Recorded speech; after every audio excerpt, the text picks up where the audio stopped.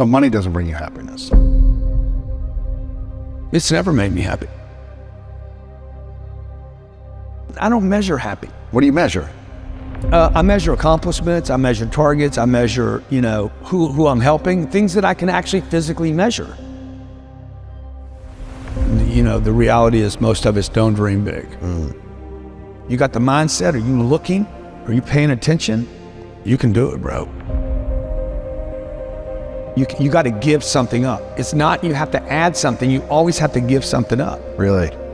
I've never been able to go from here to there and not give up something. They got me here.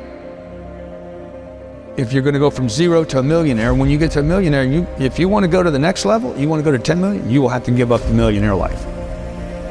That's why I said I got to hold myself accountable to the goal. If I'm going to have to keep reselling myself on this goal. People want to create wealth for themselves. It's not just money, it's people. Not how much money I have. I mean, we all know about the wealthy person that has no friends. He's on a yacht by himself. And that's not wealth, right? It's just a bunch of money and material collections. To me, there's no way to create real wealth by just going inside. You gotta go out. I gotta add people. How do you get people to know who you are? I say almost yes to almost everything. Why do you say yes to everything? Because it connects me to another person. I need people to get to know who I am. I'm going to become somebody. I want to contribute more. I don't think about I want to be more happy. I'm not thinking about joy. I'm not thinking about contentment. I'm thinking about action. I want the action. I want the grind. I want the possibility. I want legacy. I'm trying to figure out how to extend 100 years. How could Grant Cardone still be relevant in 21, 23? Do I want more happiness? Dude, I want more time is what I want. And I want more health. Would time and health bring you more happiness? As long as I have people around me that I want to be around. I don't like being around people that don't do stuff. I don't like people that talk about doing something and don't. I don't like being around people that can't pay bills and can't throw in and can't contribute, because I know they can. Most of the people watching right now, everything you have budgeted for in your life, you can pay for. It's the things you didn't budget for, the big dream. But everything else, you got covered. Everything people pay attention to. House note, car note, electric bill, water bill, basics. Everything gets covered. What if you just added a whole bunch of other stuff to the list? What if we were all brought up to say, hey, we're going to cover all this stuff? People will be even more productive. What would you say are the top 3 ways, the best ways to multiply money then? Get rid of it. You got to get rid of it. First, you got to make it. I mean, I got to collect it. I got to collect some. Then I got to figure out, okay, this pays for this basic living. Everything above that, don't spend any more money. Like the rest of it, if this is $4,000 and I make 7, the entire 3 has got to go into investments.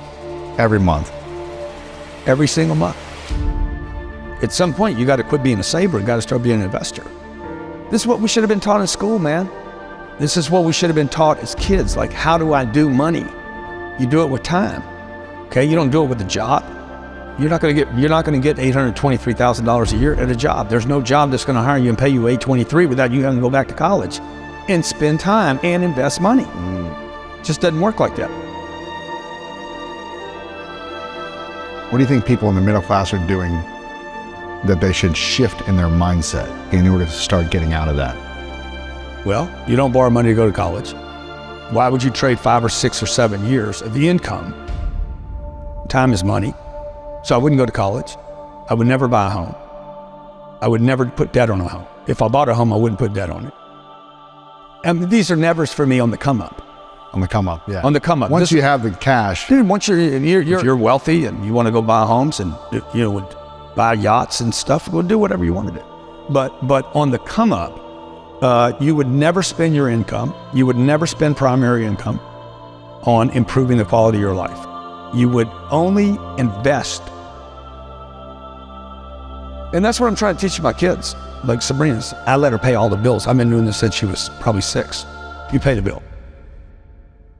We don't give them an allowance. I don't think any kid should be given an allowance. Interesting. Why not? Yeah. If they want money, they become an employee of the company.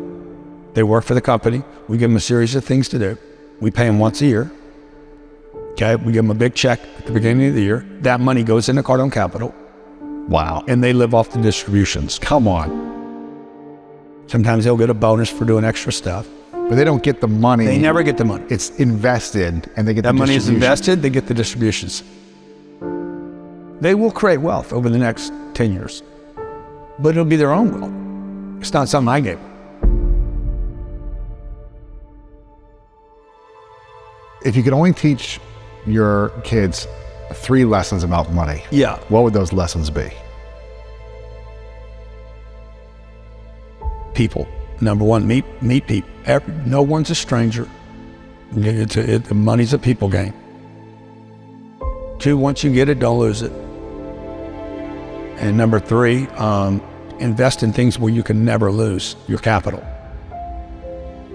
Now, the person watching this, she's a waitress and she's got 2 kids at home. She's like, I'm never gonna make 800. It's because you already gave up on the idea. Like you never said that's the target. And you keep thinking you gotta wait tables. And you quit already.